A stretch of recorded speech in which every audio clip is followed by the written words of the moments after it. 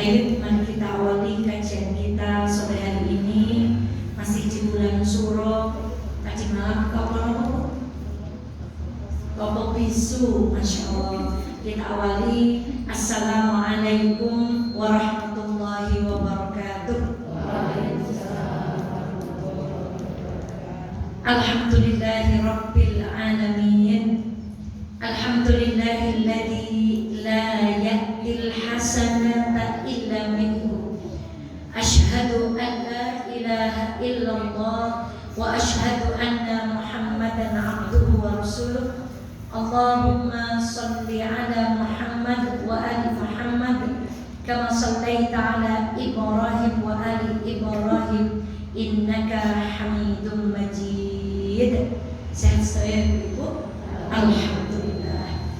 Alhamdulillah, mari kita bersyukur kepada Allah. Kita diberikan kesempatan untuk duduk di majelis ilmu.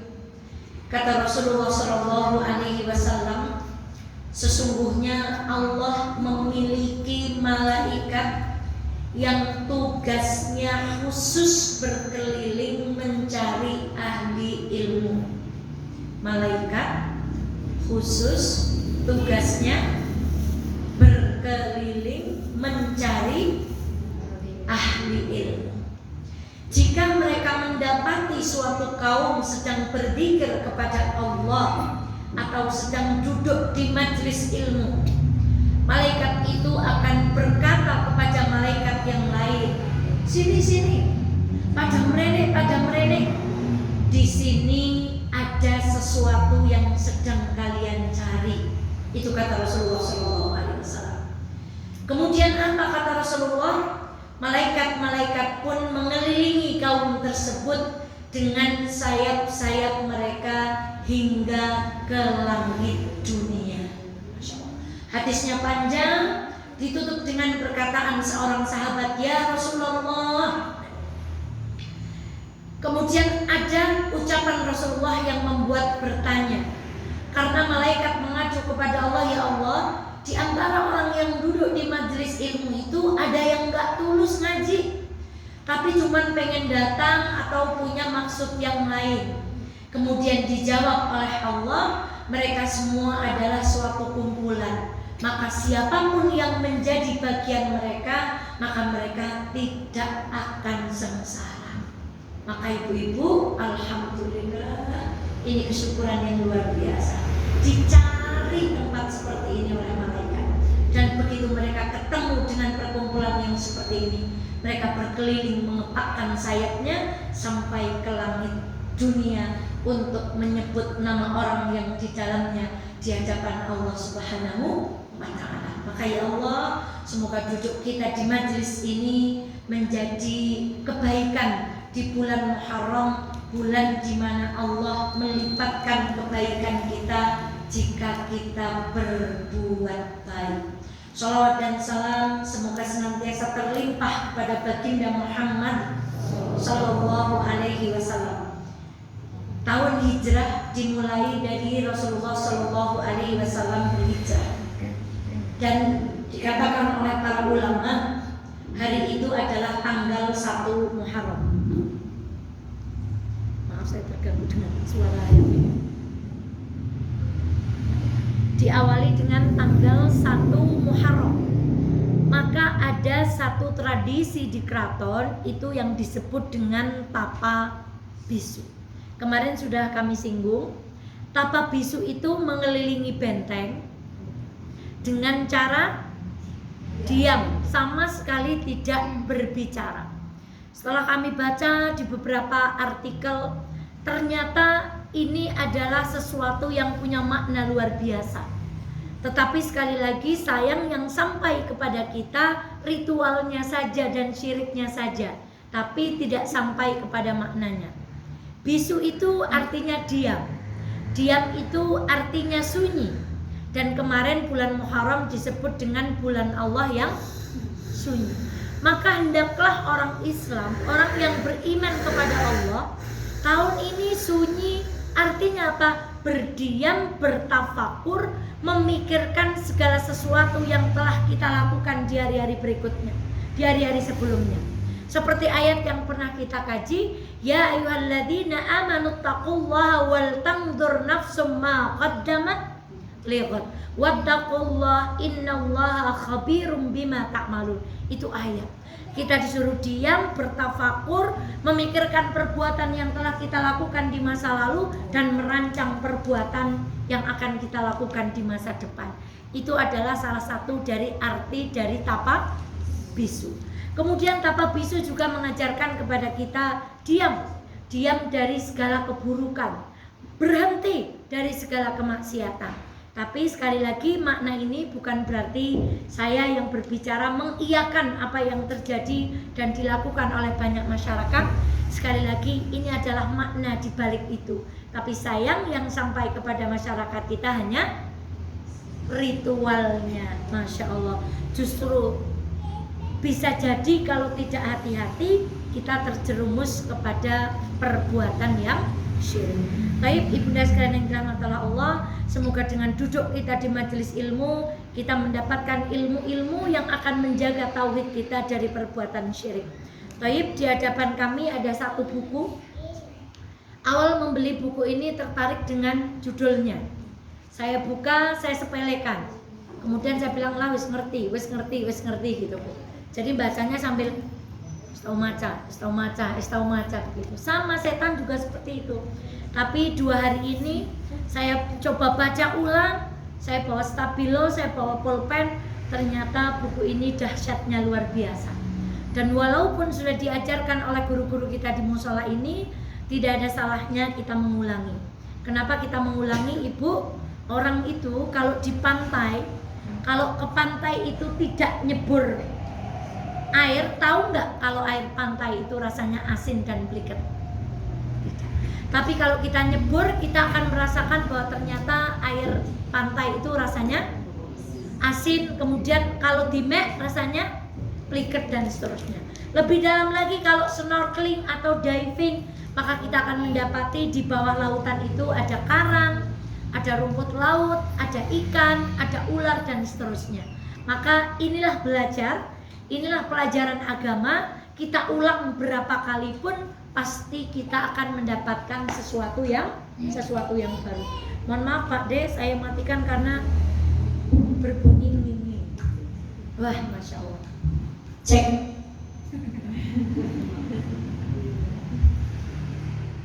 Bismillah, Bismillah, dan aman. Bismillah, Masya Allah. Pak De harus bolak-balik 2 kali ganjarannya 3. Masya Allah. Baik, saya awali dari bab yang dibagi 2 buku ini adalah tentang sunnah Nabi yang berkaitan dengan waktu dan sunnah Nabi yang tidak berkaitan dengan waktu.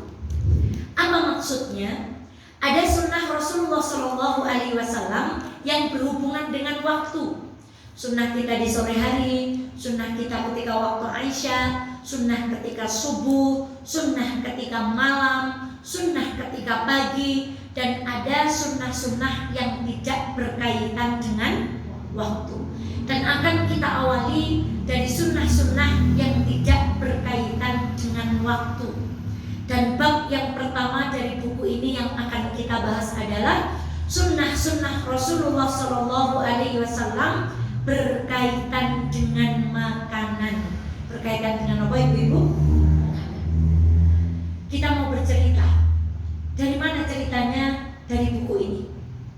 Rasulullah SAW jika datang kepada istrinya dan bertanya kepada mereka tentang makanan dan mereka tidak mempunyai makanan, Rasulullah berkata, ya wes ora apa-apa, wong aku poso. Masya Allah. Begitu juga ketika Rasulullah SAW sedang berpuasa dan ternyata istrinya sudah menyiapkan hidangan yang luar biasa untuk beliau akan segera menyantapnya. Masya Allah. Ini keindahan akhlak Rasulullah SAW kepada para istrinya. Kemudian kisah yang lain dari hadis Rasulullah SAW. Rasulullah memiliki berapa istri, Bu? Berapa? Ya udah yang hafal aja siapa namanya? Khadijah, kemudian Aisyah, kemudian Hafsah, kemudian Sofia, Zainab, Saudah, Ummu Salamah. Yang dari Mesir,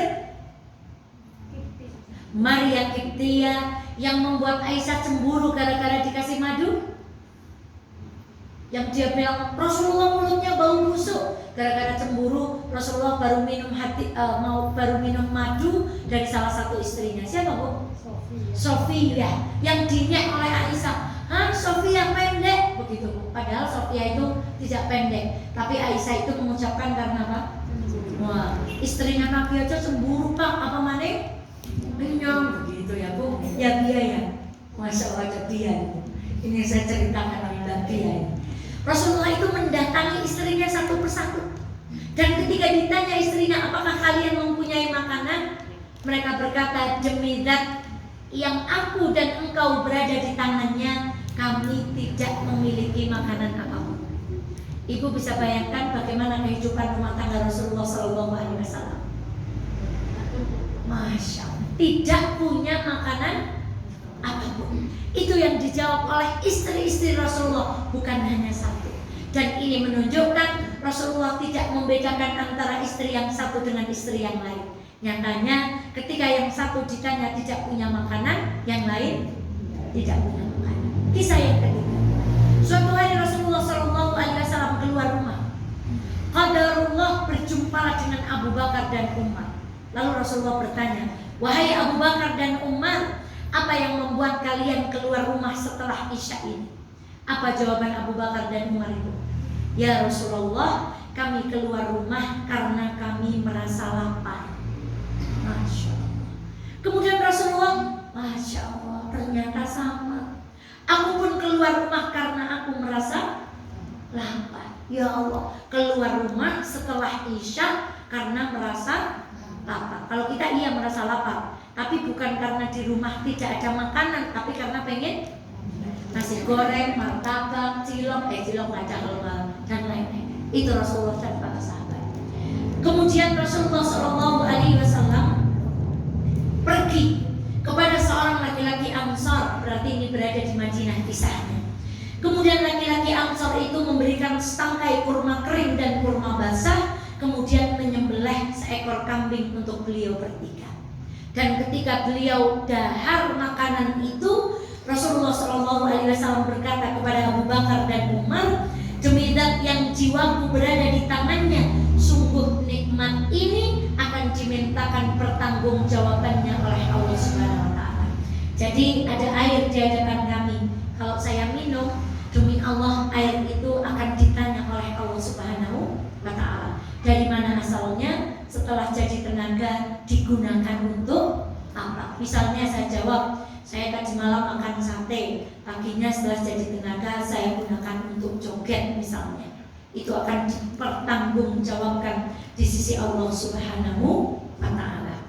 Dan ibunda, kalau kita mau menceritakan satu-satu secara detail, banyak sahabat sholat bersama Rasulullah pingsan ketika sholatnya karena lapar. Sholat pingsan karena lapar. Abu Hurairah, orang yang sangat banyak meriwayatkan hadis, pernah memakai pakaian yang sangat buruk, kemudian tertidur pingsan, diinjak punuknya sini oleh seseorang, dikira orang gila. Kemudian beliau berkata, padahal aku bukan orang gila, tapi aku adalah orang yang sedang lemas karena kelaparan. Maka kalau boleh meminjam tombol hati, itu salah satunya. Kenapa bu? Salah satunya. Kenapa? Luwehan apa? Di luwehan. Watang ibor didawikan ngeluwehakan. Kita kemarin sudah belajar sepertiga untuk apa? Awas kalian. Bahasa Arabnya moh Indonesia nih. Kenapa? Alma, satu lagi al-ghida, satu lagi wal hawa. Masya Allah. Alma wal ghida wal hawa. Perut kita dibagi menjadi 3 bagian. Baik, sunnah-sunnah di dalam makanan. Rasulullah SAW mengajarkan kepada kita yang pertama adalah mengucapkan kalimat bismillah ketika mau makan. Suatu hari Rasulullah SAW mendapati suatu majelis. Kemudian ada orang-orang yang meletakkan tangannya di makanan sebelum Rasulullah SAW. Tiba-tiba datang pula seorang budak wanita yang menjulurkan tangannya pada makanan tersebut, kemudian mengambil. Lalu Rasulullah SAW mengambil tangan budak wanita ini, kemudian mencegahnya. Dan apa kata Rasulullah SAW? Sesungguhnya setan dapat memakan makanan yang tidak disebut nama Allah atasnya. Kemudian Rasulullah mengatakan, setan sengaja mendatangkan budak wanita tadi agar ia bisa ikut menikmatinya. Bayangkan itu. Maka aku raih tangannya. Kemudian setan mendatangkan seorang Arab Badui di kisah yang lain, meraih makanan tanpa mengucapkan basmalah supaya setan ikut menikmatinya. Jadi kalau kita makan bersama, kok ada orang datang ikut makan tidak mengucapkan bismillah, kalau hadis ini berarti orang itu diutus siapa? Diutus setan. Bukan berarti mana dia berhubungan dengan setan, bukan. Dia menjadi utusan setan. Dan apa yang diinginkan setan? Setan ingin mengambil bagian dari makanan kita supaya makanan yang berkah diambil oleh setan. Maka ibunda sekalian yang dirahmati Allah, kita akrab dengan doa Allahumma barik lana fima. Itu terdapat dalam buku-buku hadis dhaif, lemah, palsu, tapi sangat populer di Indonesia. Sebenarnya yang datang dari Rasulullah SAW, sebelum kita makan cukup bagi kita mengucapkan kalimat bismillah.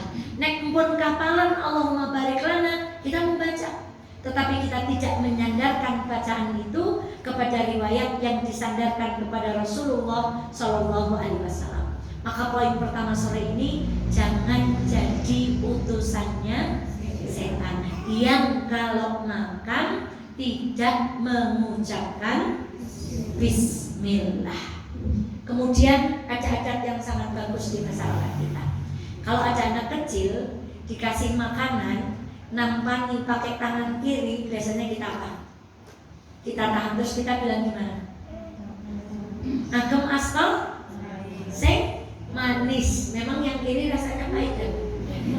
Yang kiri rasanya sama. Tapi itu ternyata adab yang diajarkan oleh ulama-ulama kita, bahwa setan dibenarkan oleh Rasulullah SAW makan dan minum dengan tangan.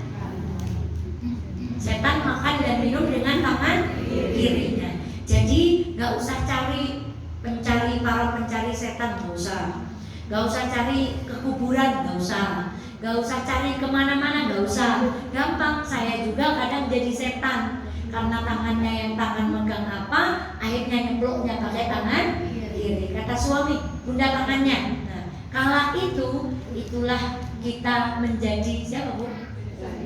Non sewu. Kadang sudah berdiri pakai tangan kiri, yang makan pakai jilbab, sudah pergi ke Mekah berkali-kali. Berarti hajah nopo? Nah, kali haji nopo? Masya Allah. Itu tentang makan dengan menyebut nama Allah. Dan yang sangat populer, saya kalau pulang dari masjid ke anak-anak masuk rumah, Assalamualaikum, terus saya bilang gini, jadi orang oleh nggon gitu. Maksudnya tuh mendaiskan setan. Kalau kita masuk rumah membaca bismillah, kita itu kemudian setannya tidak bisa ikut masuk ke rumah kita. Begitu juga ketika kita makan dan kita membaca bismillah, setan tidak ikut makan. Sekarang, 2, makan makanan yang terdekat. Masya Allah, ini luar biasa.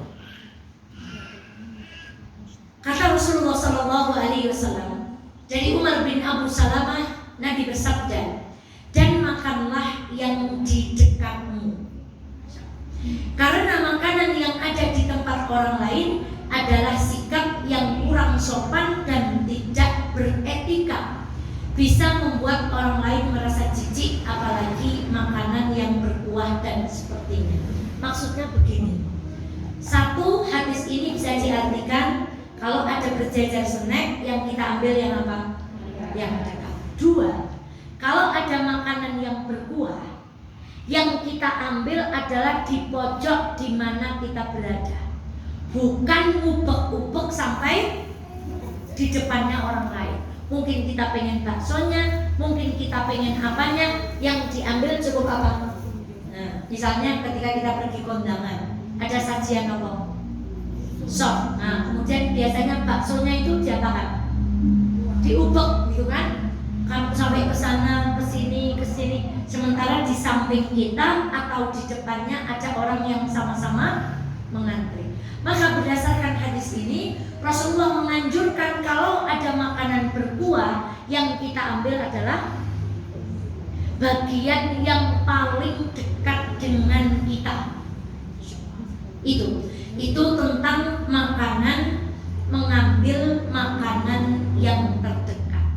Dan tentang makan dengan tangan kiri, suatu hari Rasulullah SAW bertemu dengan orang kidal. Kidal itu apa bahasa Inggrisnya? Kecel, ya Bu. Berarti makannya pakai tangan apa? Dia diingatkan sama Rasul, gunakan tangan kanan. Orang ini menjawab, saya nggak bisa. Gunakan tangan kananmu. Kata orang ini, saya nggak bisa. Jangan ikuti kesombonganmu. Maka setelah itu orang itu benar-benar tidak bisa mengangkat tangannya. Maka mensewu, walaupun kidal, kalau motong pakai tangan kiri, kalau jahit pakai tangan kiri, kalau makan tetap pakai tangan kanan, membaca bismillah, mengambil yang paling dekat. Ini kemudian yang ketiga, ini agak asik. Kita kalau makan sering jatuh. Kita sering kalau makanan jatuh bilang ke anak kita apa? Belum 5 menit pertama. Ada yang bilang, jangan diambil itu. Ternyata, Masya Allah, sesungguhnya setan mendatangi salah seorang di antara kalian dalam setiap urusannya, termasuk saat ia makan. Maka jika terjatuh dari seorang di antara kalian satu suapan makanan, hendaknya ia mengambilnya, membuang bagian yang kotor, lalu makan dengan sisanya yang bersih. Kenapa Bu? Tadi saya bilang, nah, ternyata Bunda baru tahu.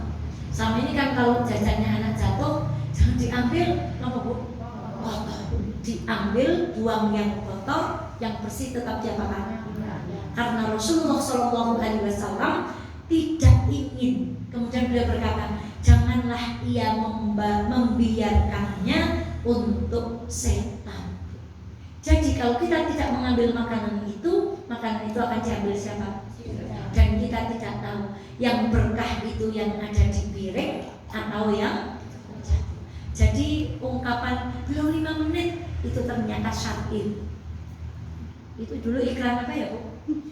Iklan SOS apa-apa, kemudian makanan jatuh terus bilang zaman biyen, zaman TV niku tesih RCTI, SCTV, TPI kali Turi atau TV.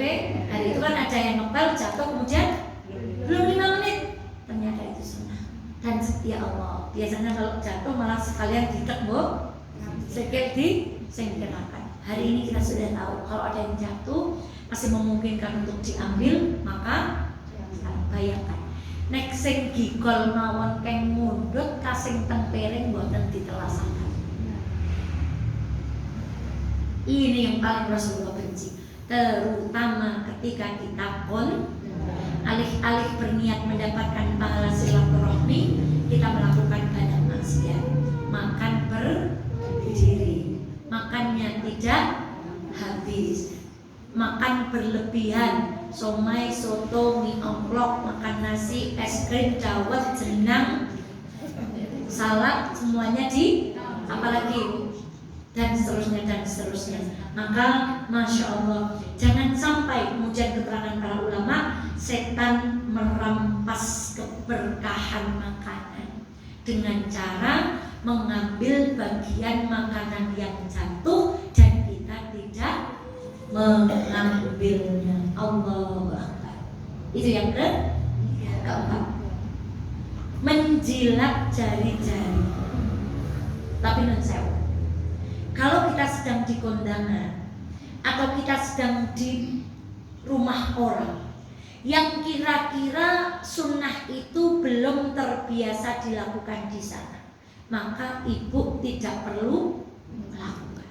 Karena bisa jadi orang lihat kita jijik, teman, lebar malam kan? Dikiranya apa bu? MANGAS, no? Kasih saking enaknya, kasih ilatnya no? Jadi ini sunnah. Nanti ada sunnah-sunnah yang lain yang kata pengarang buku ini tidak memaksakan semua untuk dilakukan. Kita melihat tempatnya.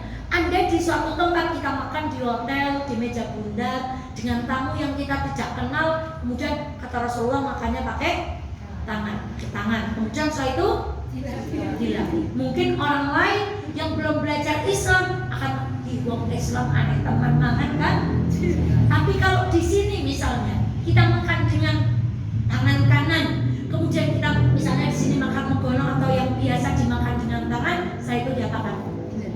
Kita dan nggak gini maaf bu, itu buatan. Tapi cukup dengan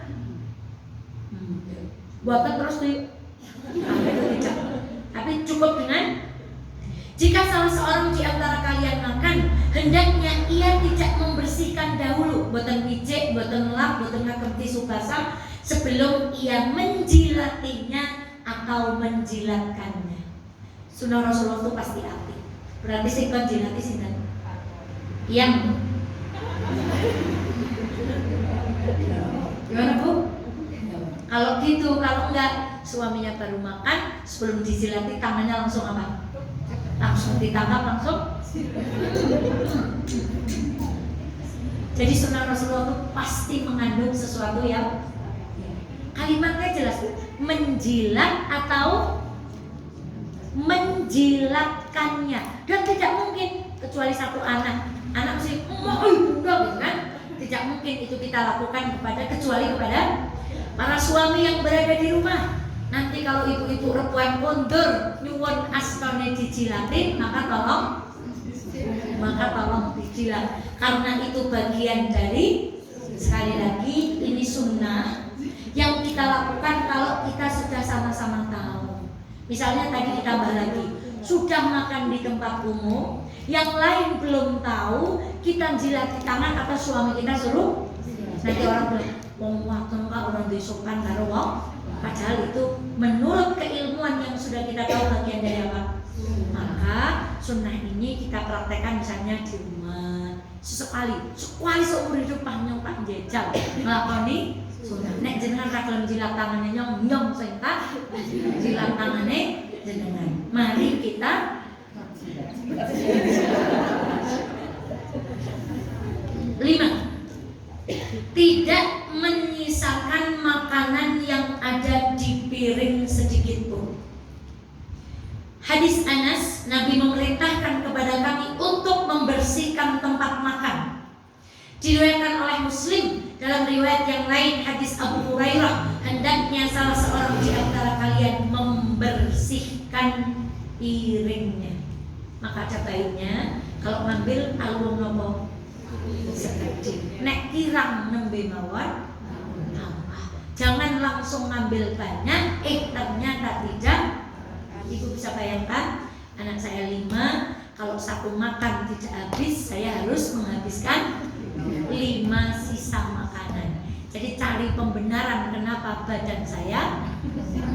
Itu yang pertama. Yang kedua, kalau pergi kemana-mana ke restoran jarang pesen. Wedange nunut anake, maeme ngenteni turahane anake. Itulah ibu. Maka semuanya disyukuri, pokoknya enak. Nah, jangan menyisakan makanan di piring.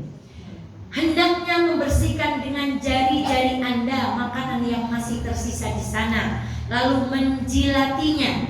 Ini juga termasuk sunnah yang sayang sekali banyak ditinggalkan oleh orang-orang. Pernah kami sampaikan, kalau satu orang menyisakan satu butir nasi dalam satu hari, maka orang se-Indonesia sudah memubazirkan berapa ton? Ada yang masih ingat? 4 ton. Satu orang sepinat seupah sehari menyia-nyiakan makan, Masya Allah, 3 sampai 4 ibu, Masya Allah, niku seupo. Lah nek pulang mesusi, kemudian di tempat rice cooker kita itu lengket, berapa yang kita mubazirkan. Maka ibu sekalian yang dirahmati Allah, inilah perkara sepele. Kita ngaji, belajar Al-Quran, belajar yang lain-lain, tapi di bab makanan sering memubazirkan. Maka Masya Allah, beruntunglah yang ada kolam, kalau ada sisa langsung Masya Allah masuk ke kolam dan seterusnya, ikannya ikut berpesta.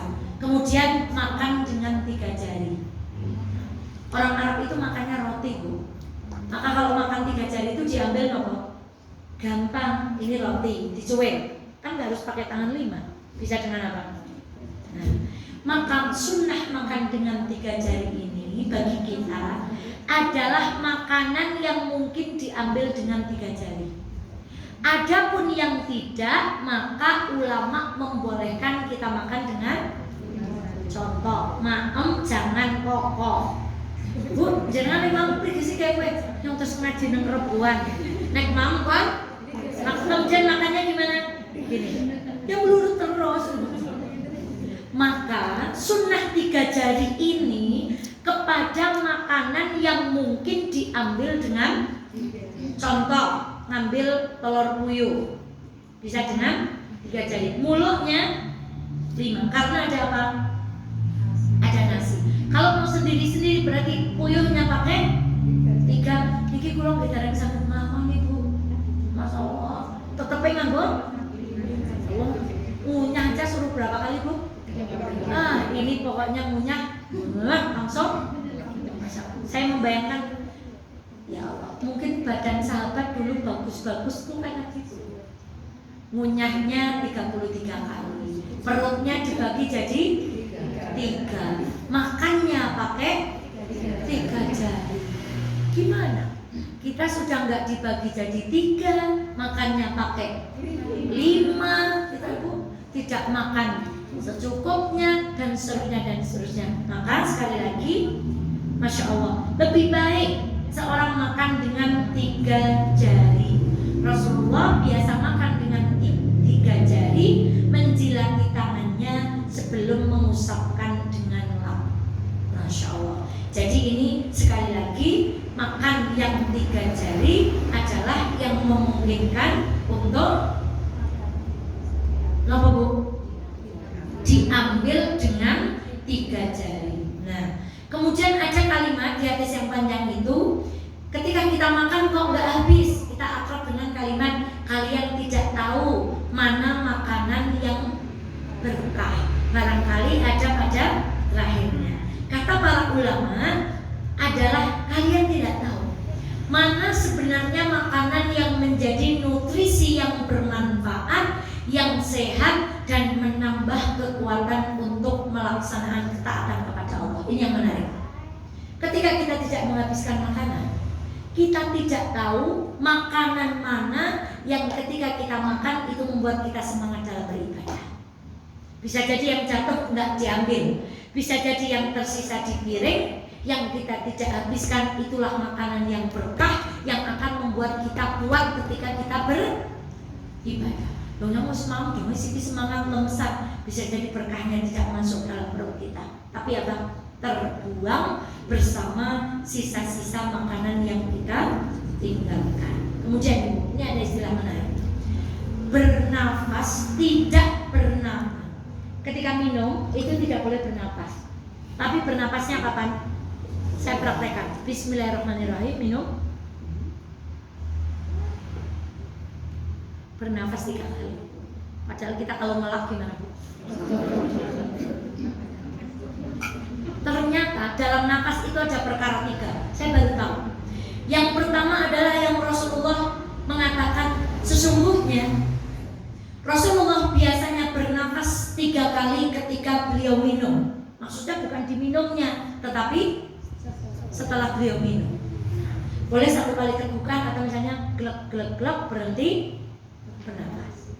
Kata Rasulullah, ketika kita bernafas itu ada 3 hal yang kita dapatkan.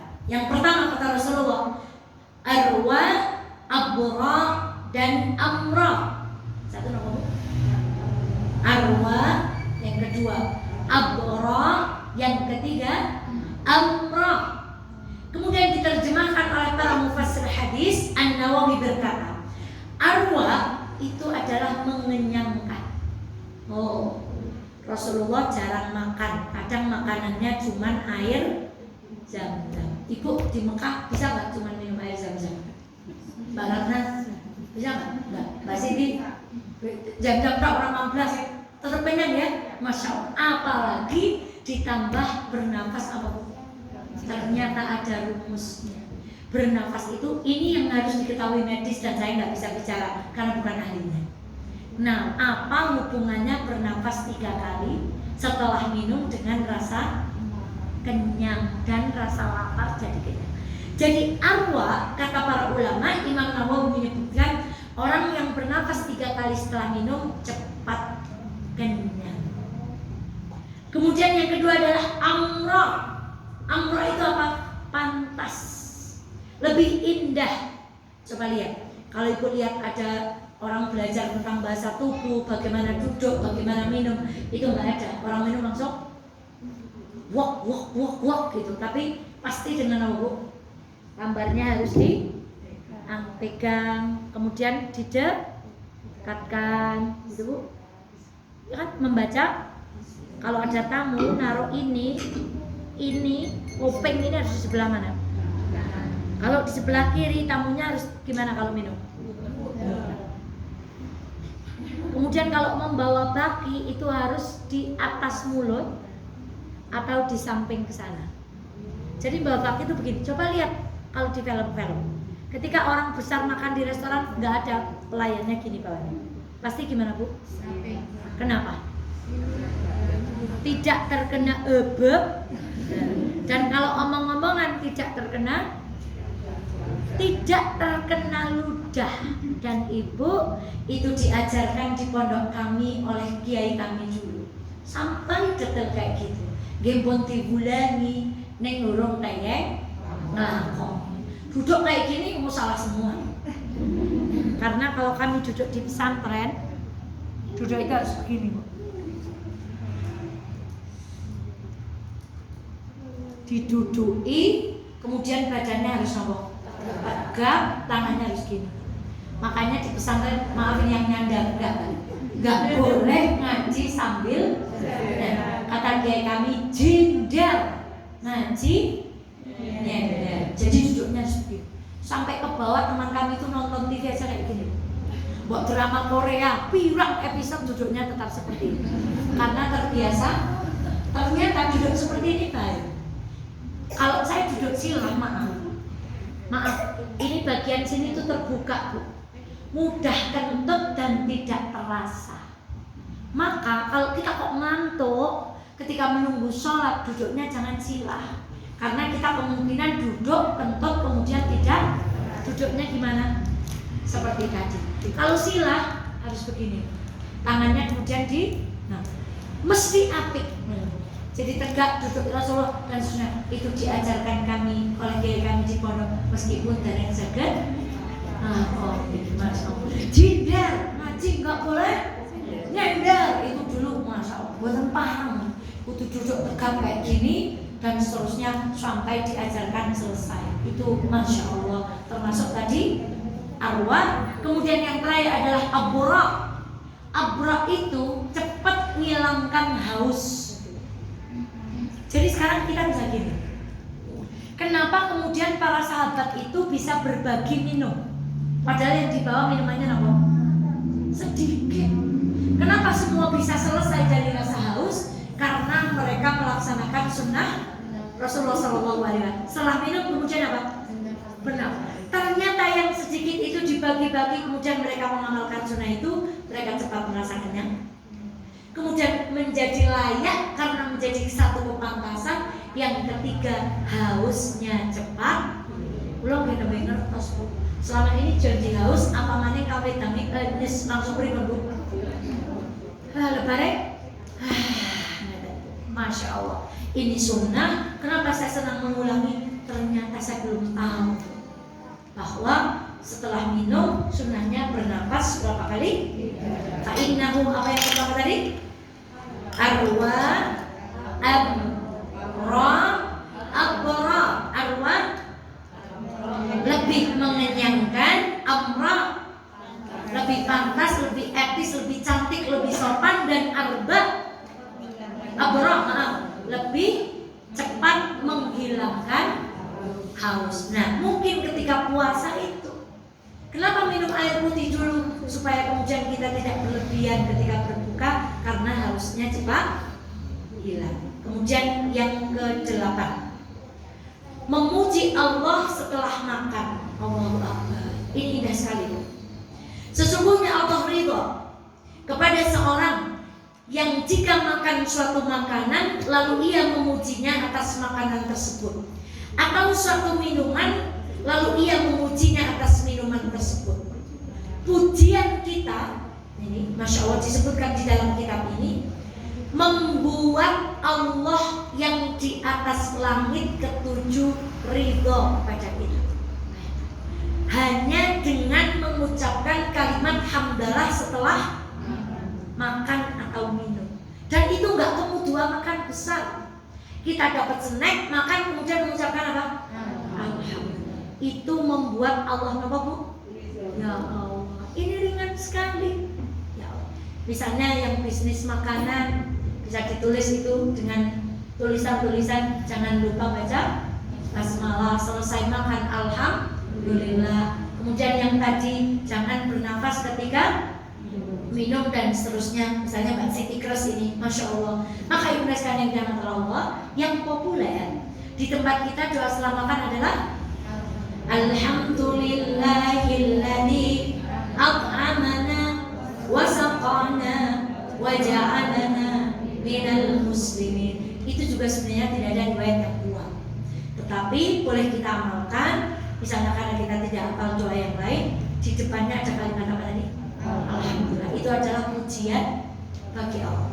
Memuji setelah makan membuat yang di langit ketujuh itu. Ini spelling pun, Masya Allah. Alhamdulillah. Ya Allah. Yang ke-9, berkumpul dalam menyantap makanan. Ini di pondok. Kita sebut kalau di pondok saya namanya tajamu.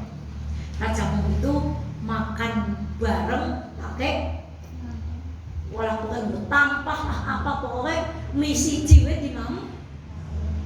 Mie itu mie instan dikremek, kemudian ditaburi bumbu, dibawa sekolah. Nanti semuanya dapat nyimiti. Atau mie instan dimasuki air keran, ditunggu beberapa menit, kemudian nanti mie-nya apa Bu? Bahasa Inggrisnya berduduk. Kemudian kuapeh sekelas dicipi, atau makan bareng-bareng. Yang satu dapat tamu, temannya dipanggil, beli nasi berapa bungkus, kemudian makan. Kenapa Bu? Masya Allah. Makanan satu orang cukup untuk 2 orang, kata Rasulullah. Makanan 2 orang cukup untuk 4 orang, dan makanan untuk 4 orang cukup untuk 8 orang. Berarti ini sunnah. Benar Bu, acara makan-makan. Ayo makan bareng, karena dengan makan bareng itu mencukupkan. Masya Allah. Kata Imam Ahmad, ada sesuatu yang akan mendapatkan berkah ketika pada makanan itu ada 4 hal. 1, sebelum makan disebut nama Allah. Setelah makan disebut nama Allah. Banyak tangan yang mengambilnya. Masya Allah. Yang keempat, berasal dari yang halal. Keempat perkara ada yang ingin Ibnu Qayyim tekankan. Makanan itu menjadi berkah kalau banyak yang makan. Masya Allah. Saya jadi kelingan kemarin ketika aksi Rafah itu Bu, sudah disiapkan 2000-an porsi. Ternyata habis asar itu udah habis. Saya bilang, ya Allah berkah ya. Kayaknya nggak cukup rasanya, tapi ternyata dimakan banyak orang. Ada yang kebagian kuahnya, ada yang kebagian. Jadi nyata makan bareng-bareng itu berkah, masya Allah. Jadi sesekali makan itu jangan pereng, tapi ngagem godok, makan bersama-sama. Masya Allah. Itu jadi semakin banyak tangan yang mengambilnya, semakin makanan itu mendapatkan kebaikan. Itu kata Imam Ahmad. Itu yang ke-9. Yang ke-10, memuji makanan. Ini juga jarang saya lakukan. Beberapa waktu yang lalu dianteri apa ya sama siapa? Tahu? Ayam. Ternyata ayam ini rasanya asin. Kemudian saya berkata, ya Allah, ayamnya kalau asin. Setelah saya baca buku ini, saya istighfar.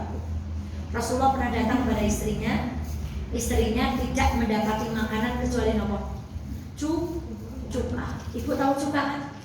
Ibu kalau buatan neken hal-hal cuka. Wong teng acar we cok ora doyan mergane anak cukan. Lah ini makan kok lauknya apa yang dikatakan Rasulullah? Sebaik-baik lauk adalah cuka. Saya sering bilang kepada bapak-bapak, Pak, kalau garwanya masak tempe, bapak matur sama istrinya, sebaik-baik lauk adalah tempe. Kalau istrinya beli megono maturo, sebaik-baik lauk adalah. Rasulullah tidak mencela makanan. Apa yang ingin saya sampaikan hari ini? Kalau kita dapat makanan, boh rasanya asin, boh rasanya apa? Rasulullah kata Rasulullah tidak pernah mencela makanan. Kalau beliau suka beliau makan, kalau beliau tidak menyukainya beliau meninggalkan tanpa mengomentari. Kalau kita tinggalkan setelah kita komentari. Joko cengkai baik, kita tinggalkan bukan karena mengikuti Rasulullah, tapi karena kita sudah mencacat makanan itu. Jadi mulai hari ini, biarin aja berangkat, biarin aja. Nina nih, adek, ambil. Oh, harus pada itu ternyata. Ya asik aku ya, lebih asik itu ya, masya Allah. Jadi mulai hari ini ada tebek mall. Enak ketemu agar-agar. Sebaik-baik makanan adalah agar-agar. Ketemu cicak merah. Sebaik-baik makanan adalah cicak merah atau disebut dengan kue bol Cina cari Bu. Kalian jenenge ke arek caranya bol Cina. Saya kalau nggak tahu namanya, katanya itu bol Cina. Tidak boleh mencela makanan. Astagfirullahaladzim. Ini saya benar-benar tadi pas baca astagfirullahaladzim. Seperti kemarin kita belajar ini Bu, bukan baksonya yang berubah, tapi yang bilang makanya syukurnya. Bukan rotinya yang berubah. Hongguan dari dulu kayak gitu. Tapi hari ini kita makan hongguan itu biasa banget, karena yang bilang makanya syukurnya. Nah, ini pasti yang belum banyak banget. Berdoa untuk yang memberi makanan. Doanya gimana Bu? Jazakumullah, semoga diganti Allah dengan ganti yang ada sekelompok pemuda di Wonosobo. Itu tak titeni. Kalau datang ke rumah saya, tak subuh sebelum minum pasti, Ustazah mohon izin. Oh gimana? Terus tangannya sikap berdoa, diangkat kedua tangannya, dia mimpin. Allahumma asqiman asqani wa atiman yut'imuni gitu. Atau dengan yang lain, Allahumma barik lahum fima razaqtahum waghfir lahum warhamhum. Kemudian baru mereka minum. Ada orangnya, ada ibu yang kenal, ada yang nggak kenal. Saya nggak sebutkan untuk menjaga semuanya. Tapi ini keren banget Bu. Setiap datang ke rumah saya amati. Kalau saya bikinkan minum, sebelum minum pasti sedekap, langsung angkat tangan. Nah, mari kita awali dari rebuan. Seandainya kita bertamu ke rumah orang, suatu saat ketika kita disuguh, sebelum disuguh kita ngomong. Nah, doanya bagaimana? 1. Allahumma asqi man asqani wa at'im man yut'imuni. Betul bahasa Arab, betul. Ya Allah, berilah makan kepada kepada orang yang telah memberi kami makan, dan berilah minum kepada orang yang telah memberi kami minum. Kedua, Allahumma barik lahum fima razaqtahum waghfir lahum warhamhum. Artinya, ya Allah, berkahilah atas apa-apa yang telah Engkau rizkikan kepada dia, ampunilah dan sayangilah dia. Yang pertama apa? Ya Allah, berilah makan kepada orang yang memberi kami makan. Yang kedua, berilah minum kepada orang yang telah memberi kami. Doa yang kedua, ya Allah, berkahilah rizki yang telah Engkau berikan kepadanya, ampuni dan sayangilah dia. Itu yang belum banyak diamalkan. Jika salah seorang di antara kami diundang, maka datanglah. Jika ia berpuasa, maka berdoa. Jika ia berpuasa, maka tidak makan tapi berdoalah. Dan dia jika tidak berpuasa, maka makanlah. Ini sunnah kudu apal do. Berapa lembar lagi ini selesai? Sedikit lagi. Yang ke-12, memberi minum atau makan itu didahulukan yang sebelah kanan. Rasulullah SAW pernah duduk bersama Abu Bakar dan Umar. Posisi Umar di depan, Abu Bakar di sebelah kirinya. Di sebelah kanannya ada orang Badui. Kemudian Umar berkata, ketika Rasulullah mengangkat makanan itu, Umar berkata, ya Rasulullah, ada Abu Bakar. Tetapi ternyata Rasulullah tidak memberikan makanan ini kepada Abu Bakar, tetapi memberikan kepada orang Arab Badui. Badui itu artinya apa? Wong desa. Bahasa Inggrisnya desa klothok. Nah, ternyata Rasulullah memberikan kepada siapa dulu? Kalau saya ganti, umpami ini desa klothok, mriki kota, utawi niki Bejebrek. Nah, kira-kira yang kita tawarin makanan siapa dulu?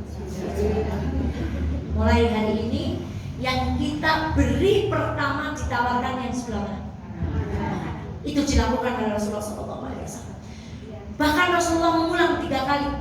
Kemudian kata Rasulullah, orang yang di kanan, orang yang di kanan, orang yang di kanan. Anas meneruskan ketika meneruskan hadis ini, itu sunnah, itu sunnah, itu sunnah.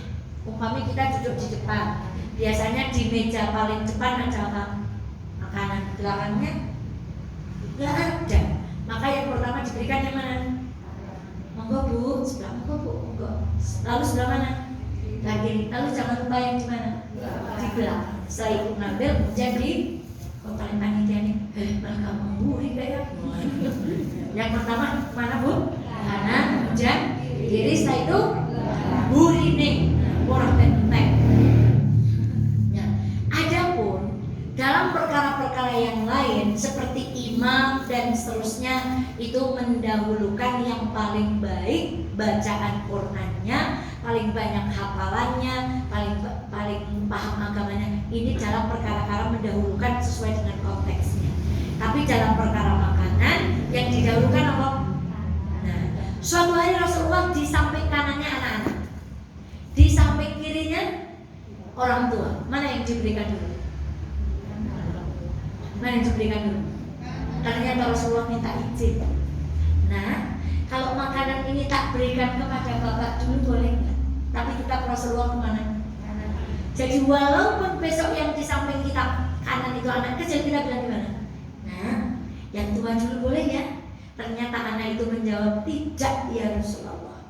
Karena dia tahu keberkahan makanan yang diberikan Rasulullah, aku tidak akan menjadi yang nomor 2 bagi Rasulullah. Maka anak ini tidak nomor, karena anaknya nomor. Ya Allah, tahu bagaimana berkah dan kemuliaan makanan yang ditunjukkan diberikan oleh Rasulullah Shallallahu Alaihi Wasallam. Saya percepat. Orang yang memberi minum adalah orang yang terakhir minum.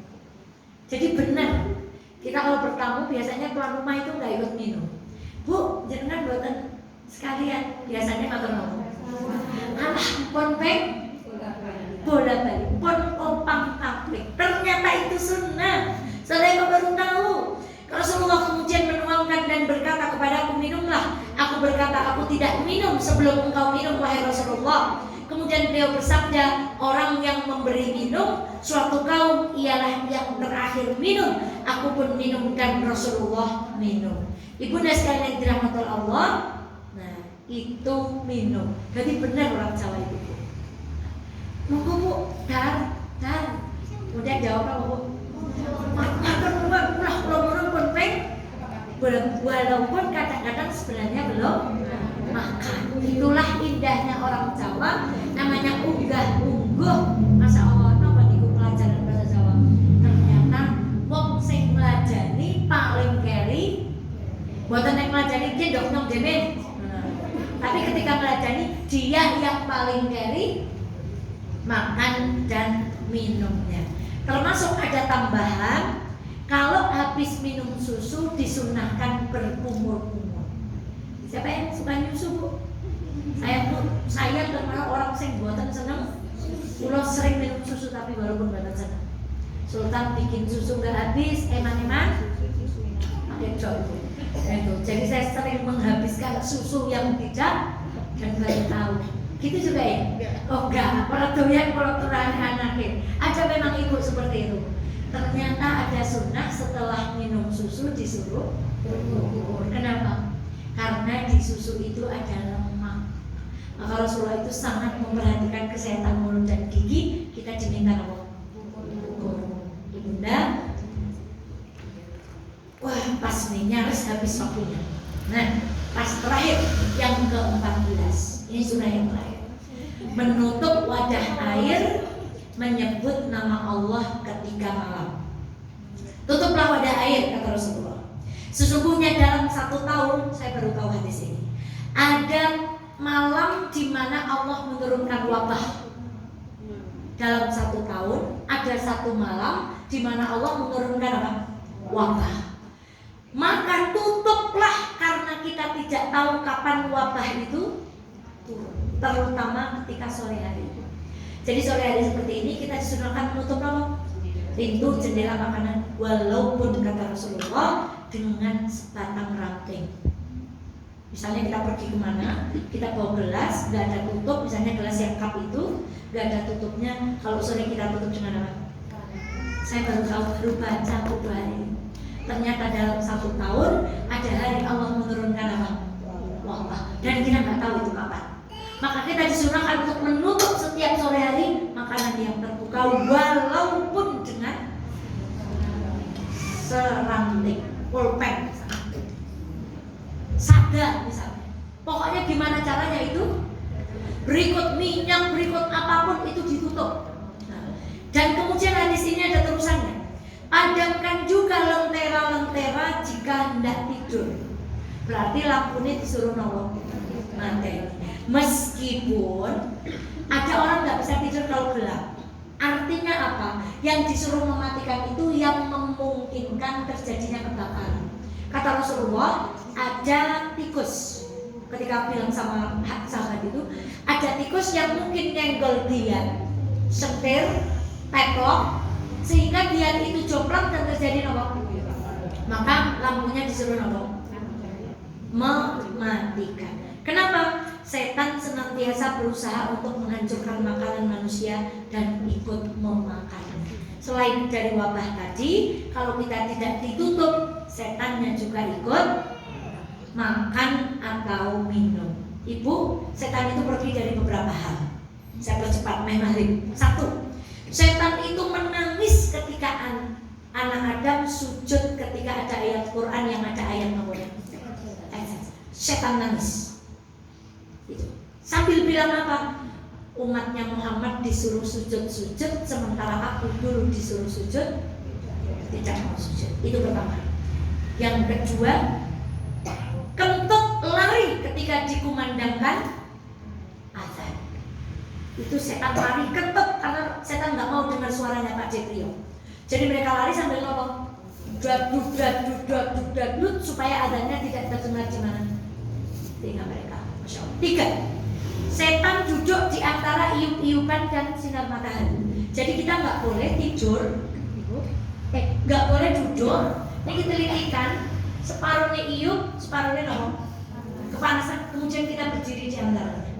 Jadi nek arep panas ya panas, nek arep ngiup ngiup. Tidak boleh karena setan bernaung di antara keduanya.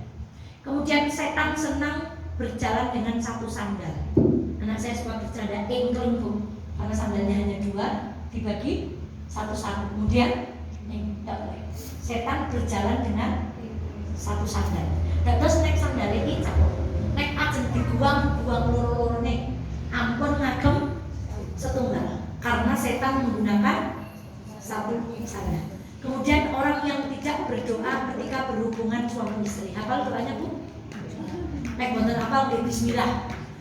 Apik melih diprint njur tempelaken teng kamar, tapi judule bukan doa mau berhubungan suami istri, tapi doa mau makan. Nah, kemudian pintu setan itu adalah ketika kita mengucapkan embane, itu setan langsung masuk. Jadi setan tidak bisa memulai pekerjaan. Setan akan bisa memulai pekerjaan kalau kita bilang apa? Embane, enggane, seumpama dan seterusnya. Kemudian ada setan juga yang datang ketika kita sholat. Namanya setan khanzab. Jadi menghilangkan konsentrasi, lupa ayat, lupa rakaat, itu namanya setan khanzab. Sesungguhnya setan mendatangi setiap urusan manusia dan seterusnya dan seterusnya. Maka ibu dan sekalian yang dirahmati Allah, sudah selesai. Dan Masya Allah, termasuk yang dilarang adalah mengambil kurma dua sekaligus. Yang lain kita sudah tahu. Jadi kalau ada orang meladani kurma, kita nggak boleh ngambil dua sekaligus. Tapi kalau ngambil, ini juga saya baru tahu. Padahal kita kan sunnah tuh kadang jukute sisa 3. Ternyata termasuk hal yang dimakruhkan di dalam Islam. Kalau ngambil kurma itu langsung nomor 3. Tapi kalau ngambil satu-satu, Masya Allah senangnya, sudah sangat rindu. Tadi ketemu langsung gitu, langsung lari ke sana. Demikian ada berapa sunnah bu? 14. Walaupun kita sudah banyak yang tahu, ternyata ada banyak juga yang belum. Insya Allah besok kita lanjutkan masih dengan buku ini. Judul buku ini adalah Sunnah Rasulullah Sehari-hari. Dan tadi sunnah yang tidak berkaitan dengan waktu. Nanti di pertemuan berikutnya kita akan pelajari sunnah yang berkaitan dengan waktu. Minum tadi bernapas apa? Ambil kurma dengan mengambil kurma betul dengan 3 jari. Kalau makan tapi ngambilnya satu-satu. Makan dengan 3 jari lalu jilat atau menjilatkannya dan seterusnya. Kemudian apa menutup makanan walaupun dengan ranting dan seterusnya. Demikian ada 14 sunnah yang berkaitan dengan makanan. Semoga mulai hari ini kita bisa mengamalkan. Sebaik-baik makanan adalah tenggelam sampai kagungan apa? Ben enak mau betul. Sebaik-baik makanan adalah tahu apa itu yang terbaik. Assalamualaikum, semoga ada manfaatnya. Kita akhiri bersama. Assalamualaikum warahmatullahi wabarakatuh.